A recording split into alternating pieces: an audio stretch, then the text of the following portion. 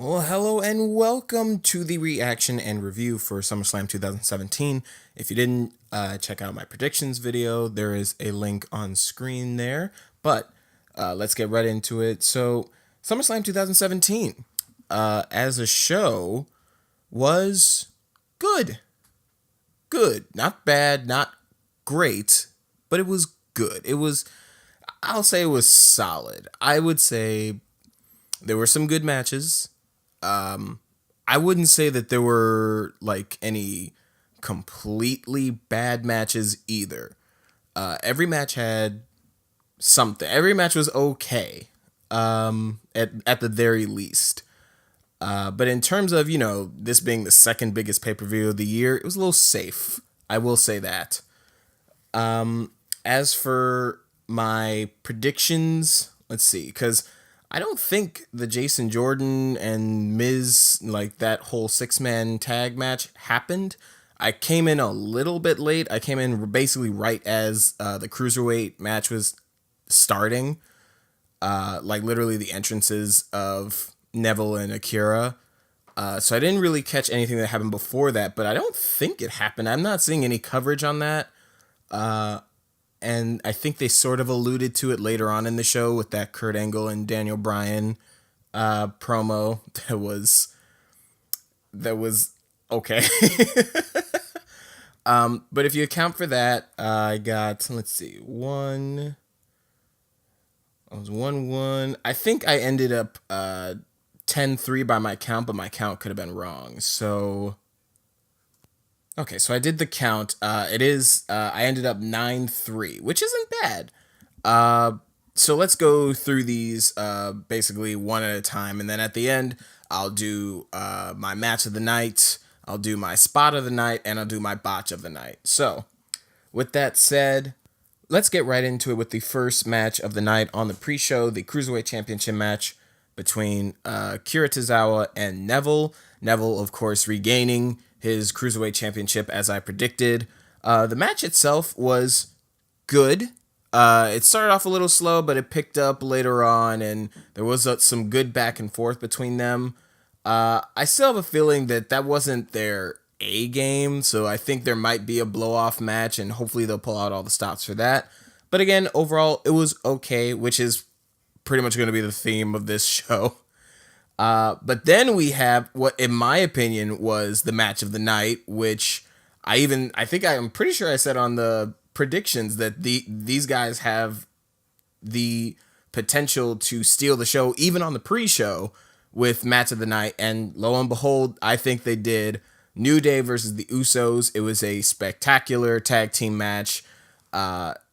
Later on, that other tag team match was almost as good, but I still think that these guys just have good chemistry, even with, New Day using the free bird rule and them changing up who's getting in the ring. These guys just have amazing chemistry. Xavier Woods is the man. I think he's so underappreciated for what he can do on the mic, in the ring. I think if New Day ever does eventually disband or split off, or someone betrays the other or whatever have you, I think Xavier Woods is going to be a great guy to watch. But as I said, that is, in my opinion, the match of the night. Heading on to the main roster, we had John Cena toppling Baron Corbin in a very just seemingly by the numbers match. I mean, somebody, I think it was Jack the Jobber from What Culture on Twitter, he was like, so that's a house show for Cena, basically. And it kind of felt like it. Yeah, it was pretty much just, get in, do the job, and get out. There was nothing real special about it. I gotta feel bad for Corbin, man. At one point, that dude was on top of the world. He was the next big thing, and now he's been heavily demoted.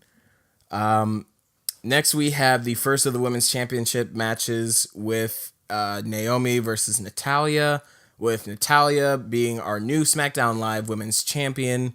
Again, like I predicted, there was no cash-in. There was not even a tease of a cash-in, which, given how the match went, it wouldn't really make sense for Carmella to even try and tease that.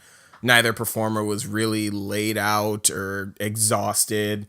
It was a little bit of an awkward stare down at the end there, which made Naomi seem really weak. I kind of expected Naomi to like get up and extend her hand again or something to happen, but it really was just kind of a little bit of an awkward moment where they were looking at each other for a bit, and then Natalya stayed a heel and was kind of taunting her and then left. And it was just, it was okay. And the match itself was okay. Again, I feel like we're not getting the best we can be getting out of these two. It was a good match. I'm not saying that it's, a bad match by any means, but I think there's more in the tank, especially with Natalya. But they could be, we could be seeing that when she eventually, inevitably, it feels like when she goes up against Charlotte, I feel like that is just going to be the match that we have to see at this point. Which then leads us to Big Show versus Cass, and I was completely uninterested in this. The promo from Enzo Amore. Everyone loves Enzo Amore, it seems like, and I just don't really get it. Just because, I don't know, I can't listen. He goes on for a while in these promos, dude, and he kind of rambles a bit to me. I don't know. I'm not really feeling it. But, I mean, this feud in general, I hope it ends. The antics from Enzo when he escaped the shark cage, that was entertaining. I will give it that. It was hilarious. The minute his feet touched the mat, Cass laid him out with a boot.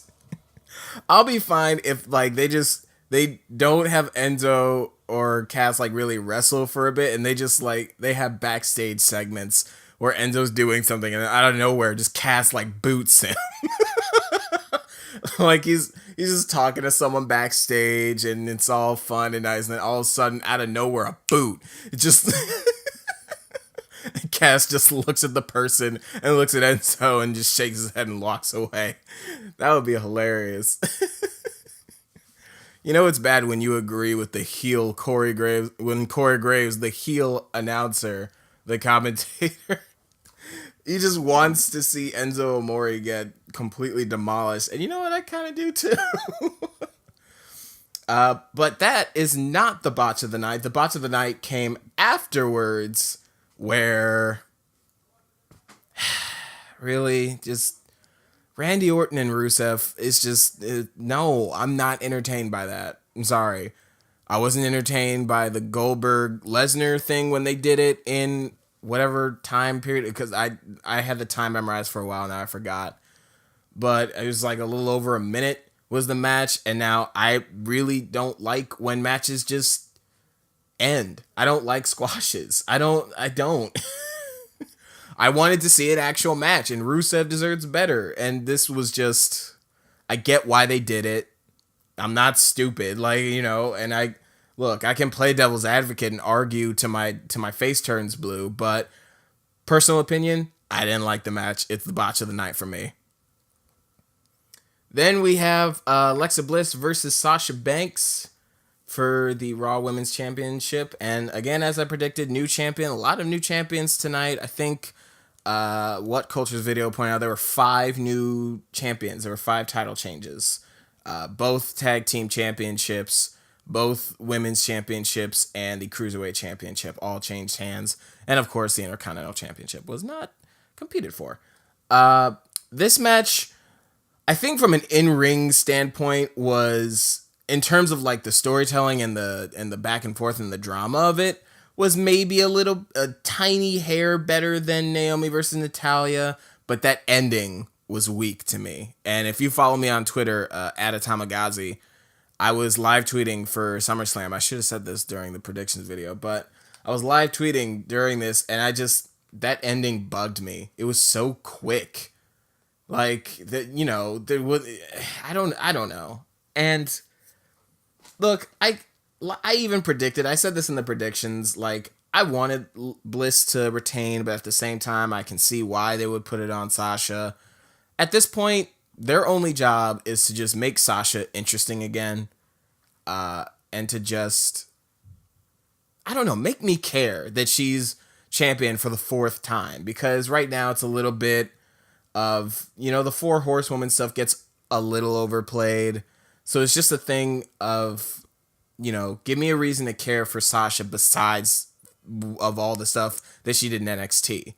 And everyone's talking about how, she's so great in the ring, but aside from her matches with Charlotte last year, and I'm only talking about main roster here, aside from her matches that involved Charlotte, they're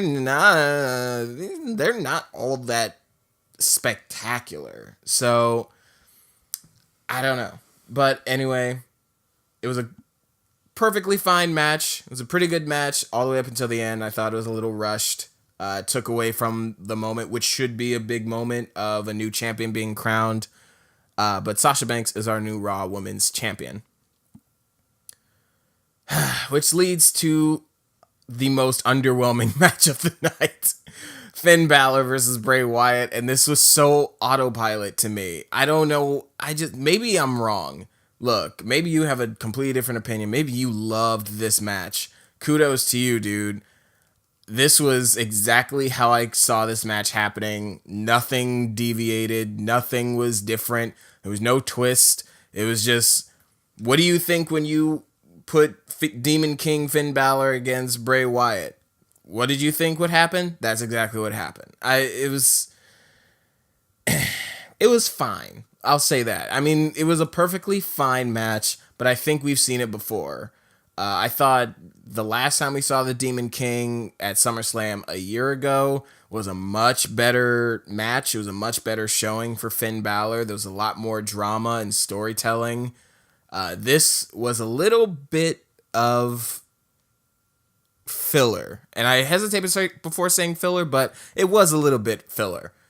It was just an excuse to get us into the Demon King again. It was just an excuse for us to see it again. I don't think the feud even really warranted it that much. It wasn't even that personal, so I don't know. Whatever. It was a perfectly fine match. This is just, having high expectations for Finn Balor and the Demon King, and I think Bray Wyatt as well. I mean, I want to see them do big things with Bray. So, yeah, it was just okay. But then we move on to the Raw Tag Team Champions.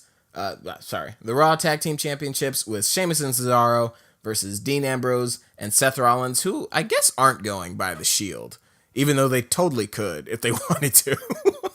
Because like I said in my predictions video, like DX had different members and different amount of members and wasn't always the same members, and they were still DX, so they could go by the Shield if they wanted to, but whatever, they're just Dean and Seth right now. This was a really good match. This was a really solid match. A lot of good back and forth, a lot of false finishes, some great fluid match chemistry between all four guys. There weren't really any weird spots. I mean, there was one weird spot, but it wasn't like weird bad. It was weird hilarious, where Cesaro thankfully grabbed that beach ball and ripped it to shreds. I was so disgusted. I'm like, of all the matches to bring out the beach ball, you do it here during this match? This is one of the biggest matches of the night. How dare you? And I guess Cesaro was thinking the same thing. He leaped over that barricade and snatched that beach ball away. I was so happy. And it was so great because you could see like Sheamus and Seth both like just freezing, going like, wait, what? What's happening? The camera just rips off him and goes to Cesaro. I thought we had a streaker. Like, I thought something happened because I just see this half-naked man running. And I'm like, oh no, that's Cesaro. But yeah, it was a really good match. We got new Raw Tag Team Champions in Dean and Seth. No double crossing as of yet. No funny business. And, I'm fine with that. We're eventually, inevitably going to get the rematch between these four. I can't wait for that as well. If it's anywhere near the quality that this was, which I'm sure it will be, all four guys are some of the best that we have on the roster right now, on either roster. Speaking of the best, then we go to AJ Styles versus Kevin Owens for the United States Championship with the caveat that Shane McMahon is the special guest referee. All the shenanigans that you thought was going to happen totally happened. With Shane getting knocked around and missing some calls and things like that. Both guys kind of frustrated. Didn't really lead to anything though. I guess we're gonna get what it leads to on Tuesday, but I mean, we could have got a little hint of that on Sunday, but whatever. It is what it is. AJ retained like I thought he would. So far, yeah. I mean, I basically was like boom, boom, boom, boom, boom. I mean, I missed the Usos getting the tag titles back, which I mean, I'm not even mad. Good for them. Uh, hashtag I ain't even mad.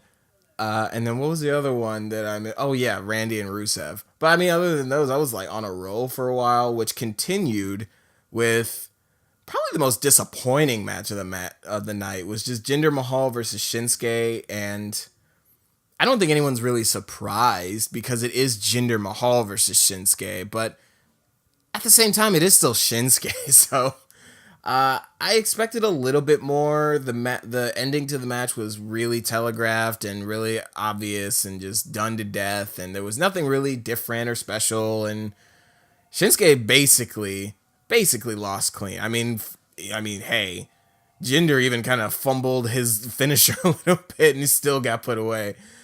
So I don't know where they go from here is anyone's guess. I mean, like I said, I don't think Shinsuke is really at a point where he needs to be fighting for the WWE Championship right now. I think he can go back to the United States Championship picture, put somebody else in that main event scene.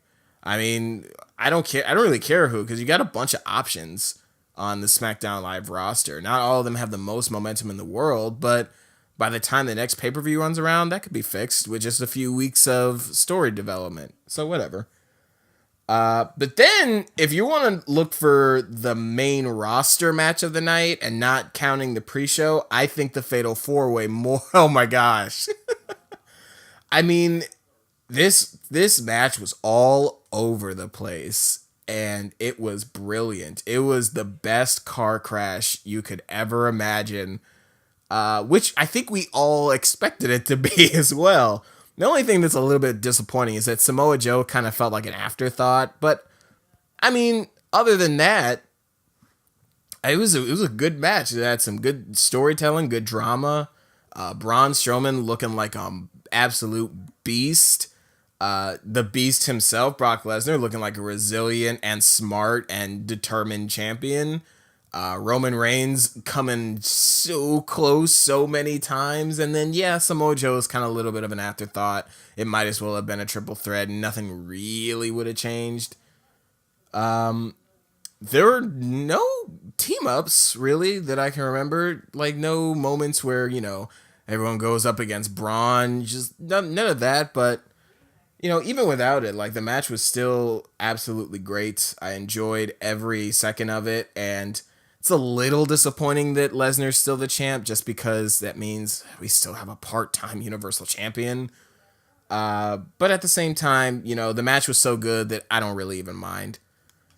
So yeah, that was SummerSlam 2017. There were a lot of good matches. There were a lot of okay matches. I don't think there was any really bad matches per se. I'd say the closest we got to a bad match was maybe Big Show and Cass.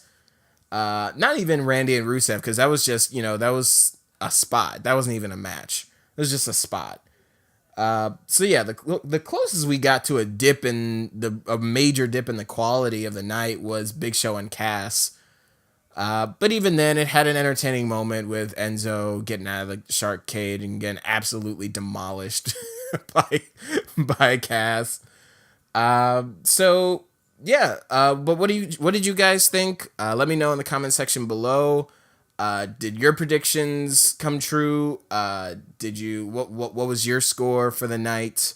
What was your match of the night? What was your botch of the night? All that stuff. Let me know in the comment section below. If you like this, as usual, go ahead and like, share, and subscribe to the channel. Until next time, guys, until the next pay-per-view at least, I'll catch you guys later.